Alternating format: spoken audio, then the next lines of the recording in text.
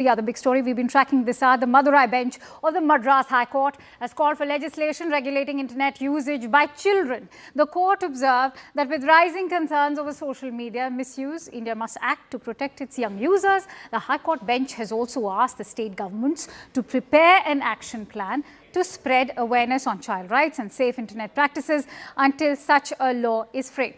The big question, will India follow Australia's example of banning social media for children under 16? We'll tell you why this matters, because rising internet usage is already heightening children's vulnerability and parents' duty as well.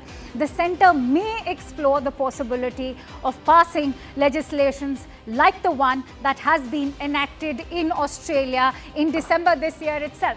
Till then, authorities shall push their awareness campaign to the vulnerable. Take the message to the vulnerable group through all available media. Why not? So India's key questions on child safety is, can India verify the age without hurting privacy? Are digital literacy and parental controls strong enough to do so? Do schools depend too heavily on open social platforms as well? Will bans push kids to unregulated apps outside India? Because like we had observed, remember, in Britain, there has been a spike in VPNs only because a digital act had been brought into, in fact, it had been enacted over there. Can industry self-regulation be strengthened instead? Because remember, for Mark Zuckerberg or even say an Elon Musk, the bottom line is that you stay glued to your screens. Let's also talk about how to safeguard access to educational and creative content. This, when education is moving online heavily, what will this mean for India? Let's quickly go across to our guest. I'm joined in by Ashutosh Srivastava, who's a renowned lawyer at the Supreme Court. Thank you so much, Ashutosh, for joining in. Let's talk about this parental sort of block that we are talking about, which will perhaps be able to ensure that parents are able to guide their children better. But when you talk about bringing that into, say, the internet services, how can that be ensured? See, I think completely blocking the children from use of internet, would be somewhat difficult, considering Right, that as we have seen this that. especially when education is heavily turning Yes, online. of course, yes. For instance, in Delhi, if we see due to the pollution and such factors, many of the schools have gone online, and children have been told, to have online classes to so that the pollution can be controlled at the same time.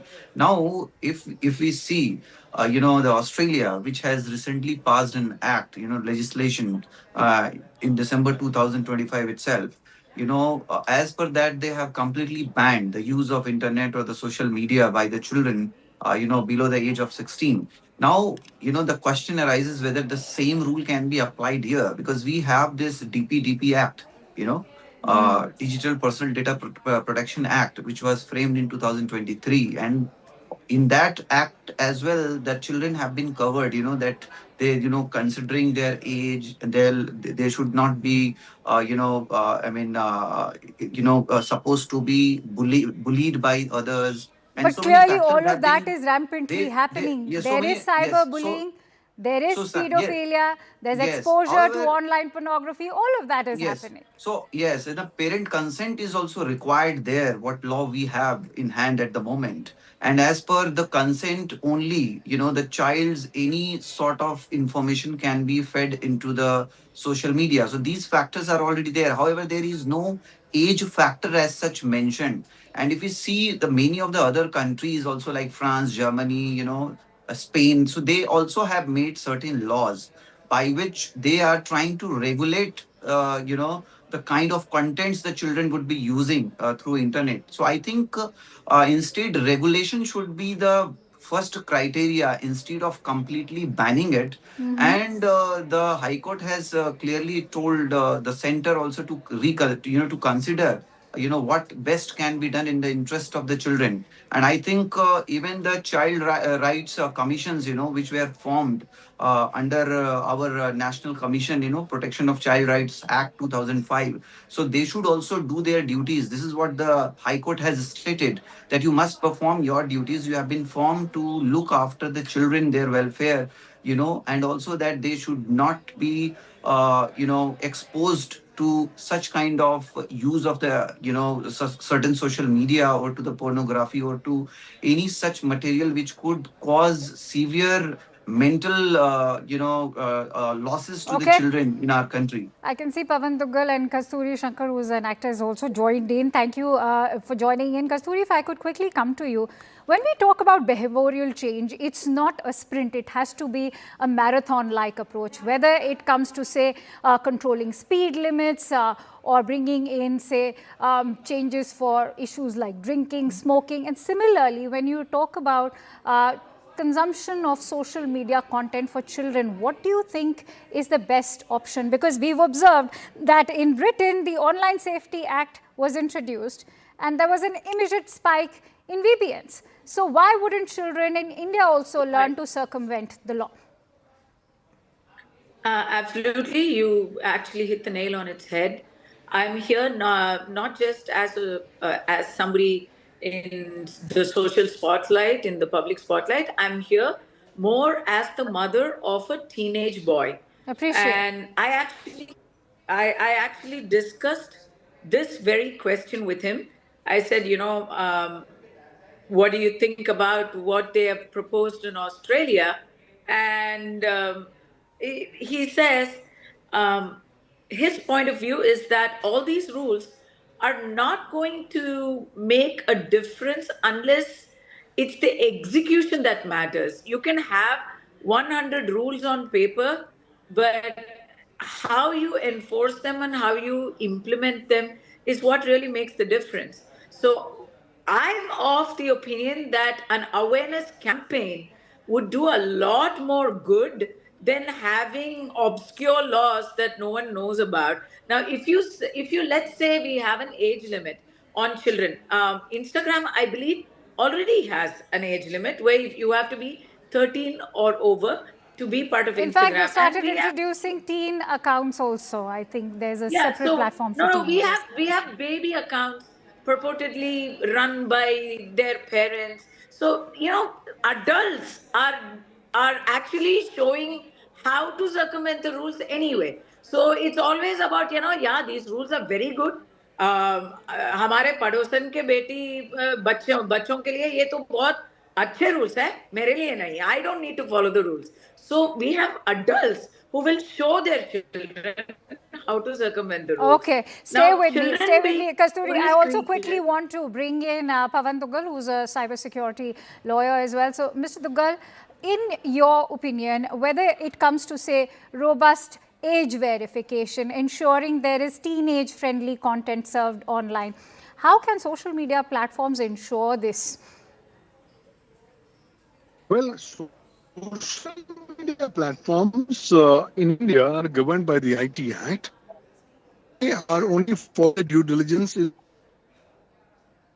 All right, I seem to be losing that connection with you. I may, if I may take that forward with, all right, Mr. Duggal's back. Yes, please go ahead, sir. Hi, I hope I'm audible now. Now you are. Yes, please go ahead.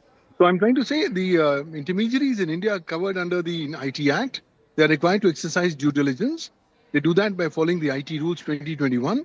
The only problem is for protecting children below the age of 18, there are no specific requirements, nor there are specific due diligence parameters. Hence, expecting them to do something proactively may not necessarily be happening. Why? Because they don't want to spend the time. They don't want to do anything which can upset their economic model. That, having said that, I think the need is very, very important to protect the childhood of Indian children. The only problem is the cat is out of the bag. The children already have now taste of social media. So if you want to go ahead and replicate what Australia has done, good luck to you, because I don't think that's going to happen in any case. Because Indian children are going to find 10 different indirect ways to access the said blocked websites. In any case, blocking has told us. But Mr. Duggal, many are asking the question, is social media robbing children of their childhood? And, there are concerned parents like me as well. And we do believe that these tech companies, primarily Facebook, Instagram, for Mark Zuckerberg, it's all about profit. They should also be taken to action. And when you talk about this kind of parental window, which is now being introduced, do you think that's a viable option? That's a much viable option for the government to take effective action against the intermediaries. Problem is, we're all now dealing them with soft gloves. We've never really taken any effective action against intermediaries.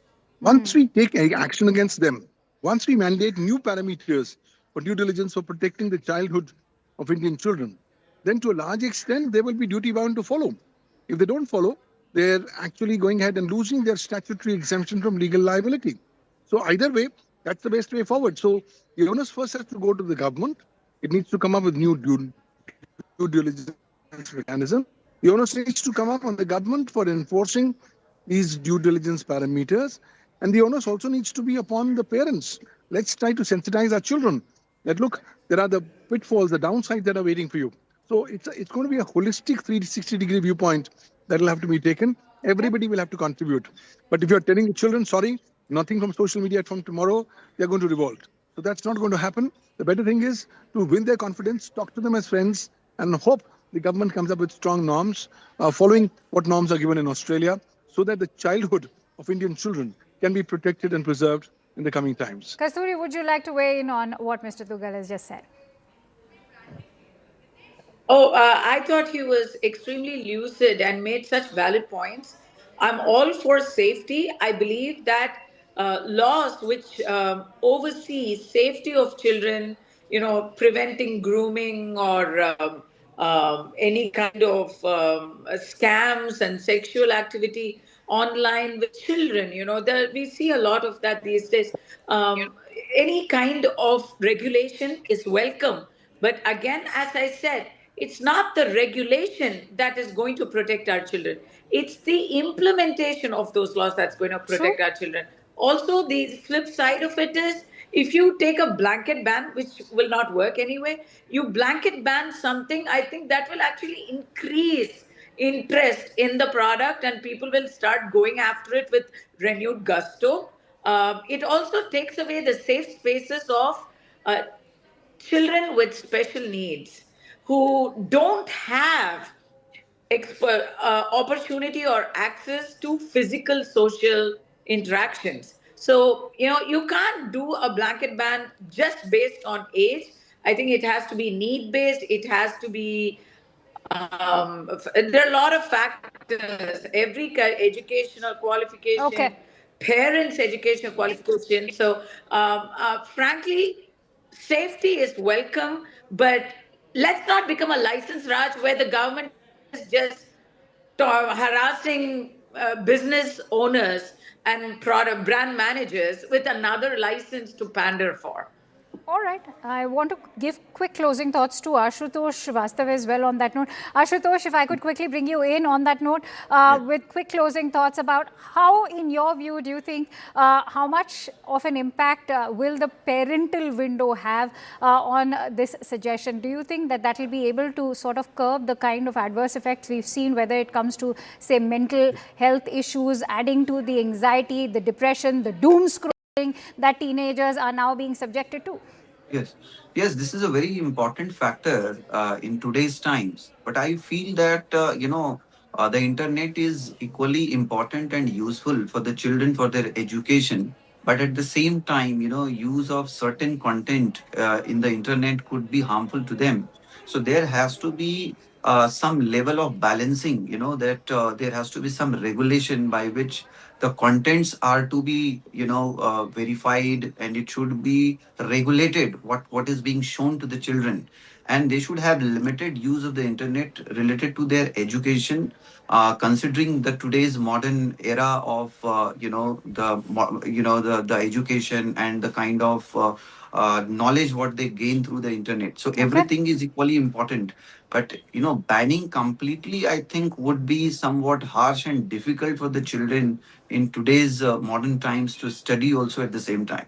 Absolutely, but I'm sure Australia is going to prove to be an interesting case study, given that these tech companies for the longest time have been decrying censorship. They're saying that this is a blanket ban on free speech, but can that be implied to, say, children below the age of 18 is the key critical question, at least for our country and our own cultural ethos as well. But thank you so much for sharing those balanced insights, all of you, Mr. Duggal included, and of course Kasturi as well. Thank you for sharing your inputs with us over here.